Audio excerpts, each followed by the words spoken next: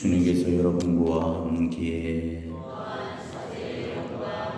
성루가가 전한 거룩한 복음에 그칩니다.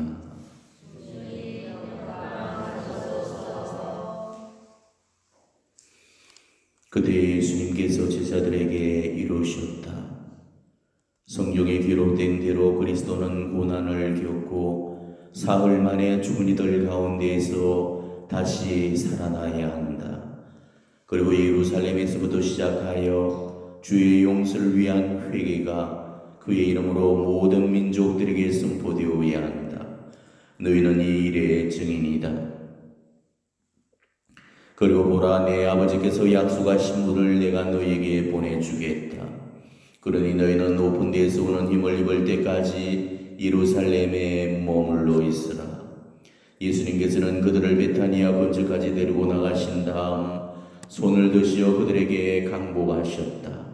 이렇게 강복하시며 그들을 떠나 하늘로 올라가셨다. 그들은 예수님께 경배하고 나서 크게 기뻐하며 예루살렘으로 돌아갔다.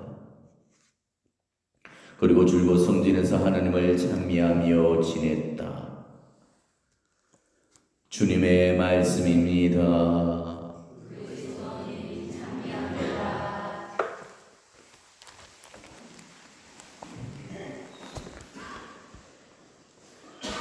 오늘은 주님 성천 대축일입니다. 성천, 오를 성자에 하늘 천자, 바로 하늘로 올라가셨다. 물론 그 하늘이라는 것은 우리가 지금 보여지는 이 새파란 그런 하늘이 아니고 바로 천국을 의미하는 그런 용어입니다. 오늘 주님께서는 원래 당신이 와주셨던 그 하늘로 다시금 돌아가신 그 날입니다. 정확히는 부활 후 40일 만에, 그리고 당신 공생애 3년 만에, 그리고 당신의 전 생애를 통틀어서 33년 만에 이 지상의 삶을 끝내시고 하늘로 올라가셨습니다. 우리는 지금 부활 시기에 마지막 2주간을 남겨놓고 있습니다. 바로 오늘 우리가 보내는 이 성천 대축일과 그리고 다음 주에 맞이하게 될 성령 강림 대축일, 바로 성령 강림 대축일을 끝으로 해서 이제 부활 시기도 맞춰지게 되죠. 그러니까 성령 강림 대축일까지 사라져야만은 이 부활 시기가 완성이 되어진다는 것입니다. 왜 그럴까? 예수님이 분명히 이제 지상의 그 삶을 마치시고 하늘로 오르셨다면 더 이상 지상에 머무르 죽지 않으시는데 이미 부활 시기가 끝나야 되지 않아. 그런데도 이 예수 성천 대축일 이후에 성령 강림까지 그 부활 시기가 이어진다는 것, 우리가 이거 전례 안에서 정말 우리에게 주는 의미가 굉장히 깊은 겁니다. 성령을 받기 이전까지만 해도 예수님께서 마지막 지상 명령을 바로 제자들에게 마지막 하늘로 성천하시기 전에 너희는 모든 민족들을 네 제자로 삼아서 그들을 성부성자 성령의 이름으로 세례를 베풀라, 그 지상의 마지막 유업을 이렇게 남겨주셨는데도 불구하고 제자들은 바로 하지를 못했죠. 성령 강림 이후에나 그때 비로소 제자들의 그 영이 깨어나서 다락방 빗장을 풀고 나가서 예수 그리스도님께서 부활하셨다, 그분이 우리의 주님이시다라고 선포를 하게 되었습니다. 그러니까 이 부활 시기란 것은 온전히 증거하는 것은 삶으로까지 나아지게 됐을 때 그때 비로소 완성되어진다는 것이죠. 제자들이 바로 오순절 성령 강림 체험을 통해서 바로 예수님을 부활, 그 증거하는 그런 삶으로 나아갔듯이 우리 역시도 이 우리 부활의 완성이라는 것은 우리가 증거하는 삶, 바로 그 용덕을 갖고 예수 그리스도를 선포하는 그런 삶으로 사라졌을 때 우리의 부활도 완성이 되어진다는 거죠. 그럴 때 우리한테도 예수님의 그런 모습을 따라서 우리도 성찬의 영광을 입게 된다는 것입니다. 이게 부활의 완성입니다. 이게 정말 우리가 추구해야 될 그런 부활이라는 것입니다. 오늘 예수님 성천이 비단 단순하게 예수님한테만 주어지는 그런 의미고 우리에게는 아무런 그런 의미가 없는 그런 예수님의 성천을 우리가 단순하게 기념하고 경축케 하는 그런 날이 아닙니다.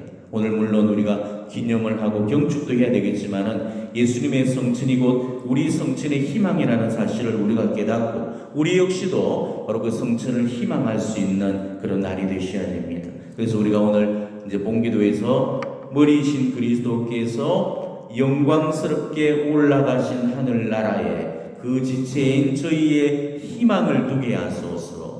이게 우리가 지금 맞는 이 성천 대축일의 의미입니다.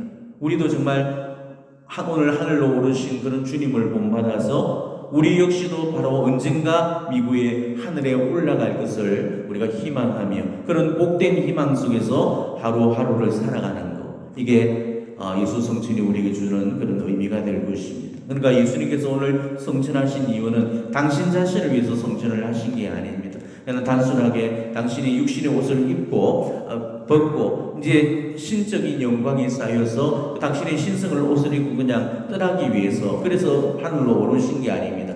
그 우리에게 성천의 희망을 주시기 위해서 당신이 몸소 우리의 첫 열매로서, 성천의 첫 열매로서 우리에게 성천을 하셨다는 것이죠. 예수님이 이렇게 말씀을 하십니다. 내 아버지의 집에는 거처할 곳이 많다. 그렇지 않으면 내가 너희를 위해 자리를 마련하러 간다고 말하였겠느냐? 내가 가서 너희를 위해서 자리를 마련하면 다시 와서 너희를 데려갔다가 내가 있는 곳에 너희도 있게 하겠다. 이렇게 말씀하셨죠. 이게 예수님 성천의 이유입니다. 우리의 하늘 자리를 만들어 놓기 위해서, 만들어 주시기 위해서, 그래서 예수님께서 친히 먼저 올라가셨던 거죠. 예수님께서 하늘로 오르시기 전만 해도 우리가 들어가야 될 천국에 자리가 없었습니다. 왜? 아담과 하와가 원죄로 말미암아서 낙원에서 추방되는 그 순간에 천국의 문의 빗장도 걸려들게 되죠. 그래서 그 누구도 그 이후로, 아담과 하와의 이후로 천국에 더는 입성하는 자가 없었습니다. 그래서 지금까지 예수님이 오기 전까지 인간이 죽으면 갈 곳이 두 곳밖에 없었어요. 한 곳은 지옥이고 한 곳은 고성소였습니다. 죄를 지은 사람은 지옥에 떨어지게 되었지만은 죄를 짓지 않고 천국에 들어가는 사람들도 있었잖아요. 그런 사람들은 천국에 들어갈 수가 없었기 때문에 그 사람들이 바로 예수 그리스도께서 천국 문을 열어주시는 그날까지를 기다리면서, 그래서 그 머물렀던 장소를 이끌어서 고성소라고 부릅니다. 지금은 우리가 사도신경을 마칠 때 저승에 가시오라고 이렇게 표현이 되지만은 예전에 우리가 사도신경은 고성소에 가시오 이렇게 되어 있죠. 여러분 기억나십니까? 네. 옛 꽃자에 거룩할 성자 장소소자, 예전에 거룩한 의인들이 가던 장소라는 의미예요. 그래서 아무리 내가 의롭게 살고 충실하게 살더라도 나에게 구원의 문이 열어지지 않았기 때문에, 그래서 우리는 어쩔 수 없이 그 자리를 바로 고성소에서 머물러 있을 수밖에 없었던 거죠. 그렇지만 예수님께서 성천하심으로 인해서 우리도 이제 비로소 하늘의 문이 열림으로써 성천을 희망할 수 있고, 그 누구도 이제 정말 의롭게 사는 그런 영혼들은 이제 하늘을, 천국이 보장된다는 그런 뜻입니다. 우리는 오늘 예수님께서 하늘에 오르신 이 날을 기념하면서 단순하게 예수님께서 천국의 영광을 드는 그런 성천의 기쁨만을 생각하지 마시고, 정말로 우리가 그런 천국에 들기 위해서 예수님께서 이 지상의 삶을 어떻게 살다가 어떻게 죽으셨는가에 우리가 먼저 주목을 하셔야 됩니다. 왜냐? 우리가 그렇게 살아야만, 그렇게 죽어야만 우리 역시도 그런 성천의 영광이 주어진다는 거죠. 우리가 삶을 그렇게 살지 못하고 죽음을 그렇게 맞이하지 못한다면 우리한테 들어갈 천국은 없습니다. 그 천국은 우리에게 결코 문을 열어주지 못할 것입니다.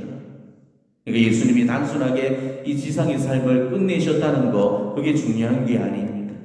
예수님은 성부 하나님의 뜻에 따라서 이 세상에 오셨고, 지상의 삶은 성부 하나님의 뜻에 따라서 사셨고, 마지막 성부 그 순간까지 이 성부 하나님의 뜻으로 살다가 마지막 그 죽음의 순간에 다 이루었다라는 그 말씀을 남기시고 이 세상을 떠나시게 되죠. 이게 바로 인생의 완성이라는 것입니다. 그래서 예수님께서 제자들에게 말씀하셨죠. 나는 아버지에게서 나와 세상에 왔다가 다시 세상을 떠나 아버지께로 간다. 정말 우리가 인생을 마치면서 이런 말씀을 남기고 떠날 수 있는 그런 사람들이 과연 몇이나 되겠습니까? 예전에 제가 배웠던 그 구교 어르신이 계셨습니다.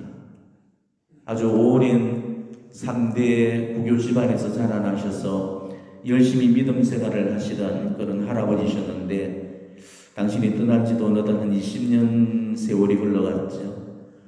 아주 열심히 신앙생활을 해오시던 중에 어느 날 말기암시암 선고를 받게 됩니다. 우리라면 대단히 큰 충격에 휩싸이고 또 두려움이라든지 불안정한 그런 감정들을 보일 텐데도 그분은 전혀 미동도 않으시고 오히려 말기암시암 선고가 내려졌을 때, 의사로부터 그 진단이 내려졌을 때 그분이 제일 첫 마디로 입에서 나왔던 말이 하느님 감사합니다 라는 그런 말씀이었다고 그럽니다. 그리고 지금까지 자신이 살아왔던 그런 은총의 세월들을 정말 하나님께 감사를 그러면서 자기 주변에서 자기들이 당신이 하는 그런 지인들한테 당신의 부흥을 미리서 알리면서 일일이 손편지를 써가면서 이렇게 안부 인사를 남겼습니다. 자식들한테도 마지막 유언을 남겨놓으셨는데 유족들이 그 장례식 날에 그 유서를 저한테 이렇게 보여주셨습니다. 옛날 그 편지지에다가 아주 짧게 서너 줄로 이렇게 적혀 있었습니다. 갈 날 머지 않았으니 한 가지만 부탁하마. 너희 천주 두려운 줄 알고 옷을 읽어라. 후일에 천당에서 만나자.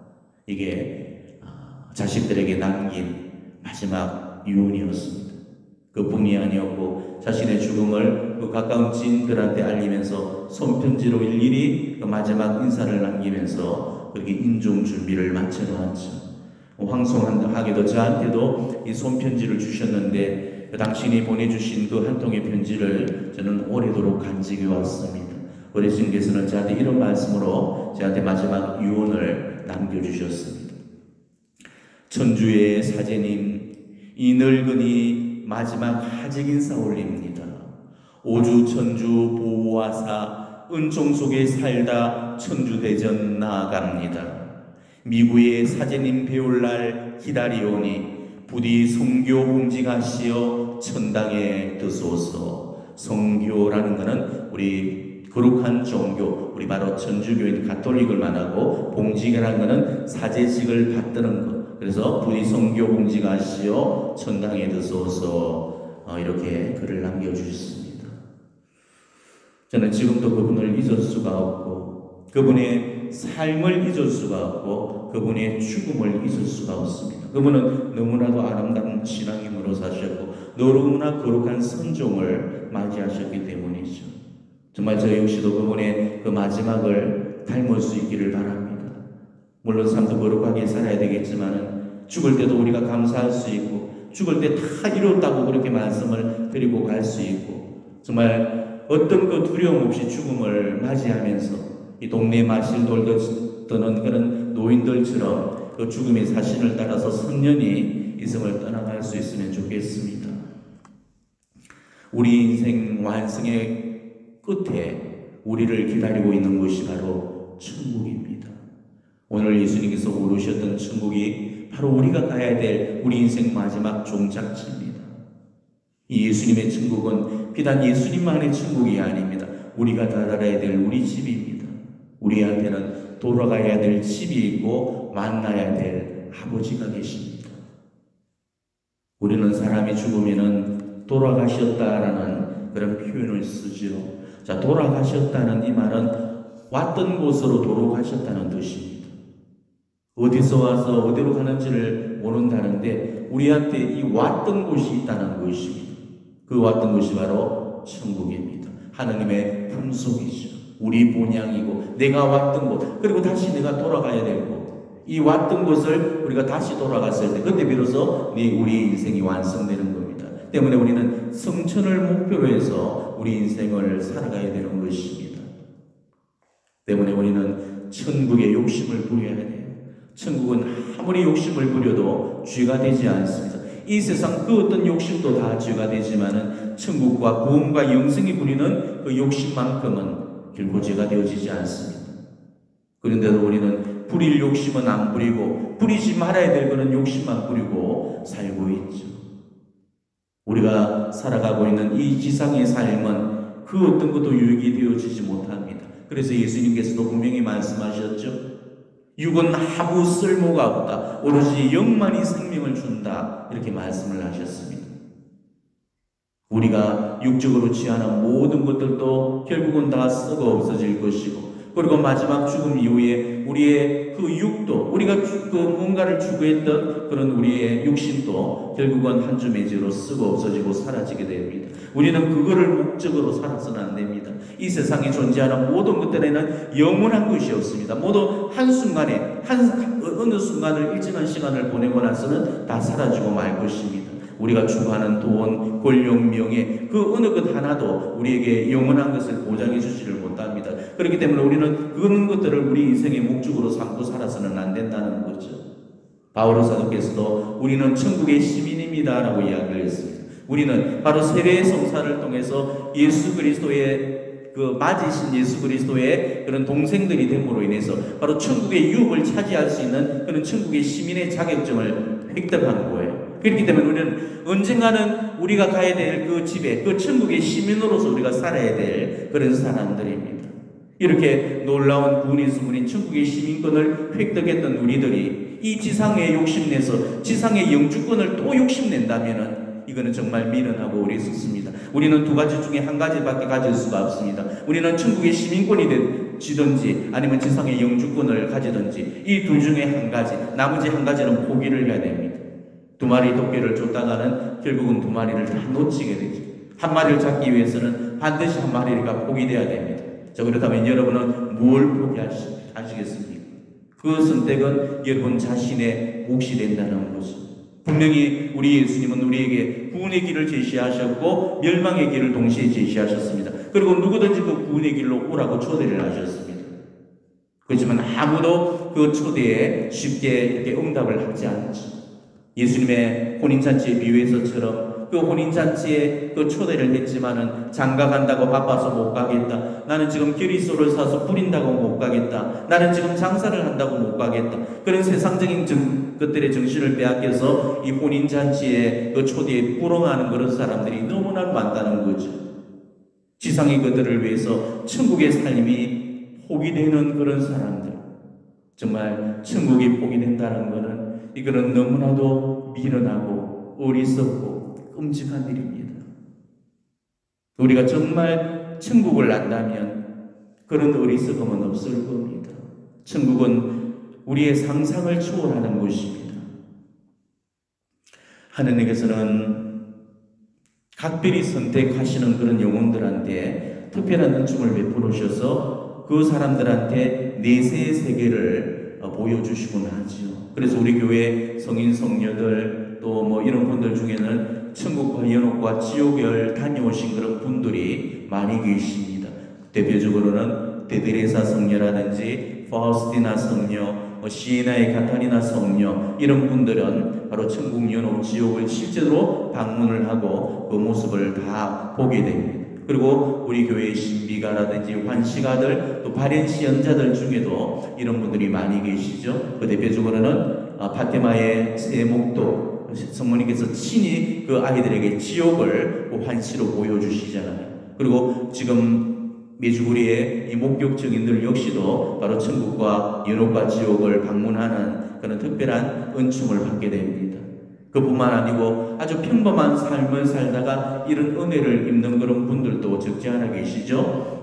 제가 여러분들에게 읽으라고 초대를 했던 벼락을 맞았습니다 라는 바로 그 저자 글로리아 박사도 어느 한날에 벼락을 맞고 코마 상태에 떨어져서 바로 천국과 연옥과 지옥의 그 모습을 보고 돌아오게 되죠. 또 그런 분들이 이제 오늘날 지금 전 세계를 선교사처럼 돌아다니는 마리노 레스토레포라는 그 분이 계시는데 이 선교사도 역시도 죽음을 체험하고 내세의 그런 세계를 다녀오신 이후에 바로 천국과 연옥과 지옥을 우리에게 증언하면서 전 세계를 지금도 돌아다니시고 계십니다. 근데 이분들이 하나같이 이구동성으로 하는 우리 교회의 2000년 역사 안에서의 이 진리는 천국은 우리의 상상을 초월하는 것이고 우리 인간이 지닌 언어로는 그 천국의 아름다움을 표현할 수 있는 그 방법이 없답니다. 이 세상에 천국을 표현할 수 있는 그 단어가 없다는 거죠. 그만큼 우리 상상을 초월하는 우리 상상 그 이상의 장소가 천국이라는 거예요.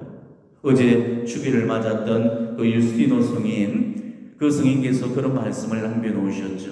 이 지상의 모든 행복을 다 합쳐놓더라도 천국의 단 한순간의 행복에도 미치지 못한다, 이렇게 이야기했습니다. 그만큼 좋은 곳이 천국이라는 것입니다. 우리는 절대 우리 삶에서 이 천국이 포기되어져서는 안 된다는 거죠. 지금 인생 60이 넘은 사람은 KTX 기차로 그렇게 비유를 한다면은 부산에서 지금 서울 목적지까지 지금 가고 있는 중에 이제 거의 서울을 거의 다 용산까지 다 경유를 해서 이제 조금만 더 가면은 서울역에 도착해야 될 그런 시점이 다다른 사람들입니다. 이제 그 기차에서 내릴 순간이죠. 근데 기차가 목적지에 거의 다 도착이 되어 가는데도 내릴 생각은 전혀 하지 않고 어느 자리가 좋은지 요 자리만 욕심내면서 턱실에 들어갔다가 1등간에 앉아봤다가 내릴 생각은 않고 여기저기 앉아보면서 다니는 그런 사람이라면 그런 사람은 어리석은 사람이죠. 정말 목적지에서 내릴 그 짐을 뿌리고 이제 정말 내릴 준비를 해야 되거든. 우리가 지상의 것들을 정리하면서 이제 천상을 소유하기 위한 그런 영적인 준비를 갖춰야 되는데 여전히 지상 것들을 펴내도록 펴놓고 지상의 어느 것들이 더 좋냐를 욕심내면서 살아간다면 그 사람은 정말로 미련한 사람입니다. 우리는 지금 짐을 뿌려야 됩니다. 그 짐에는 챙겨야 될 짐이 있고요, 버리고 가라 그런 짐이 있습니다. 챙겨가야 될 짐은 챙기지를 않고 버리고 갈 그런 짐들만 죄다 챙긴다면 그 역시도 어리석은 사람이죠. 천국에 입장할 수 있는 짐이 있고 천국이 받아들이지 않는 짐이 있습니다. 천국은 오로지 우리에게 선행과 공덕이라는 그 짐만 우리에게 허락합니다. 나머지 죄와 업은 절대 천국은 받아들이지 않습니다. 그렇지만 우리는 죄와 업이 되고 악이 되는 바로 그 짐만을 지금 사고 있다는 거죠. 비행기가 무거우면 날 수가 없죠. 독수리가 그 하늘을 쭉 가장 높이 나는 그 새잖아요. 그런 독수리도 하늘에 오르려면 덩치 큰 짐승을 낚아채고는 오르지를 못합니다. 그래서 비행기에도 무게를 적정한 무게를 하면서 버려야 되고 독수리가 하늘로 오르려면 지가 오를 수 있는 만큼의 그런 짐승만 낚아채서 그렇게 올라가야 되는 듯이 마찬가지로 우리 역시도 우리의 그런 짐들이 무겁게 되면은 우리는 결코 천국에 오를 수가 없습니다. 세상적인 것들은 우리의 천국 그 짐의 무게를 불려놓고 짐의 무게를 더욱더 무겁게 만드는 것입니다. 하지만은 천국에 들고 가야 될 그 선행과 공덕의 그 짐의 무게는 너무나도 가볍기 때문에 우리가 아무리 많이 쌓아도 오히려 우리를 더욱더 가볍게 만들어줍니다. 때문에 우리는 더 멀리 더 높이 날기 위해서는 바로 그 천국의 짐을 소유하고 천국 여정으로 떠나야 된다는 것이죠. 이제 우리는 어느덧 우리 인생의 거의 끝물에 와 있습니다. 이제 지금쯤이면 우리 인생의 결산을 치르셔야 될 때입니다. 내가 정말 잘 살았나 못 살았나를 다시 한번 점검받으시고 네 인생에서 뭐가 죄고 뭐가 선이었고 내가 얼마나 많은 선행과 공덕을 쌓았고 얼마나 많은 죄와 업보를 쌓았는지 내 그 저울 속에 그것을 올려다보고 어느 쪽에 그런 눈금으로 기울어지고 있는지를 우리가 가늠하면서 우리 인생의 궤도를 바로 천국의 방향으로 수정하면서 그렇게 살아가야 될 그런 시점입니다. 누구든지 지상 삶은 끝마치게 되어 있습니다. 지상 삶을 완성시키는 게 중요한 게 아니에요. 세월이 가면 그 누구한테든 이 지상 삶은 그냥 저절로도 끝이 나게 됩니다. 인생 8, 90 살고 나면 우리 수명은 다 하게 되죠. 자, 그렇게 사는 것이 과연 인생 완성이라고 여긴다면 그건 정말 잘못 사는 거죠. 우리가 미국에 천국을 얻지 못하고 연옥이나 혹은 또 지옥에 떨어져서 우리의 이 지상의 그런 삶을 우리가 후회하게 된다면 이 얼마나 비극적이고 불행한 일이 되겠습니까? 우리가 과연 어떻게 살아야 되는지 다시 한번 예수님의 그 지상 삶, 그분이 살아오셨던 33년의 그런 생애, 그 복음서 안에 나와 있는 그분의 그 삶의 흔적들을 우리가 다시 한번 묵상하면서 우리 삶 역시도 바로 예수 그리스도께서 사셨던 그런 생애에 맞추어서 그분이 어떻게 말씀하셨고 그분이 어떻게 행동하셨고 그분이 어떻게 이렇게 베풀고 사셨는지 바로 우리가 그 모습을 그대로 본받을 때 우리에게도 저 천국의 문이 열어질 겁니다. 천상병 시인이란 분이 있어요. 천재 시인이라고 불리는 그런 시인이죠. 너무나도 해맑고 아름답게 그 삶을 사셨습니다. 우리 가톨릭 신자였고 그리고 너무나 해맑고 또 가난하고 그러면서도 한 점의 구김도 없이 언제나 감사하고 사셨죠. 동백님 사건인가 해서 간첩단 조작 사건의 그 음모에 휘말려서 정말 억울하게 옥고를 치르고 심한 고문을 치고 병실이 되어서 나오게 되죠. 우리라면은 그 우리를 박해했던 그런 박해자들을 우리가 정말 치를 떨면서 미워하고 증오하고 그 분노 속에서 이 일평생을 자기 삶을 망가뜨리면서 살 건데 그 사람은 여전히 허허거리면서 웃으면서 원망하지 않고 탓하지 않고 감사하면서 그렇게 마지막 그 삶을 살아가셨습니다. 오늘 밥을 굶고 이틀을 굶고 3일을 굶는데도 그래도 끼니 걱정을 하지 않고 원망하고 투덜거리지고 불평하지 않고 오히려 그런 자신의 모습을 더욱더 하나님께 감사를 드렸다고 그러죠. 그 천상병 시인이 마지막으로 남겼던 너무나 아름다운 시가 바로 귀천입니다. 하늘로 돌아간다는 뜻이죠. 우리가 이 귀천의 그런 내용대로 우리 삶이 묵상되어졌으면 좋겠습니다. 정말 이 귀천대로 이 내용대로 우리 삶을 살아간다면은 우리 역시도 바로 그 하늘이 우리에게 문을 열어주실 겁니다. 다시 한번 이 귀천의 이 시를 들어보시면서 천국의 소망을 품는 그런 여러분 되시면 좋겠습니다. 나 하늘로 돌아가리라. 새벽비도와 닿으면 쓰러지는 이슬듭으로 손에 손잡고 나 하늘로 돌아가리라. 노을빛 함께 단둘이서 기슭에서 놀다가 구름 손짓 하면은 나 하늘로 돌아가리라. 아름다운 이 세상 소풍 끝내는 날 가서 아름다웠더라고 말하리라.